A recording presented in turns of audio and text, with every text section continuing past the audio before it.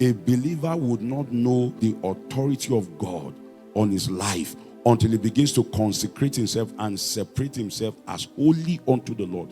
It is at that level you begin to see the jealousy of God over your life. When God is no longer sharing you with sin, when God is no longer sharing you with the world, where God can boast and say, the devil, I'm not sharing this man with you. You know, there are Christians that the devil comes to borrow. He borrows them, he uses them. When he's done, he comes and drops them back to God. It's like you borrowing my pen. When you are done, you come and keep it. That's how some Christians are. The devil can borrow them. The devil is not denying that they belong to God. He knows that they belong to God, but he can borrow them. When he's done using them, he drops them. When he needs them again, he comes back. You know how you can say, can I have your pen? You finish right and you give it back.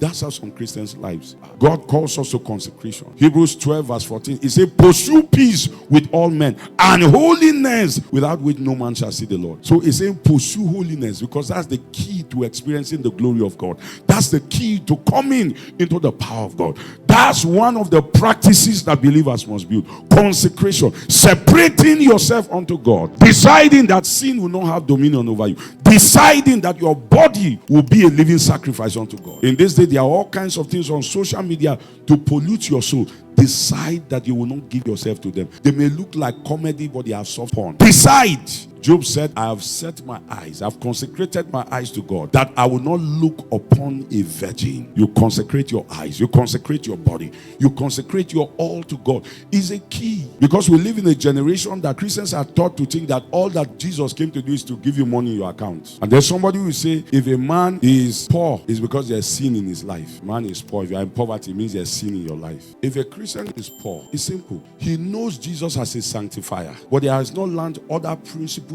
in the word of God that can bring wealth. It's simple. It has nothing to do with your eternal salvation. You can be holy and poor and still go to heaven, but you suffer some things in time because there are other principles of the word of God that you have not learned to imbibe in your life.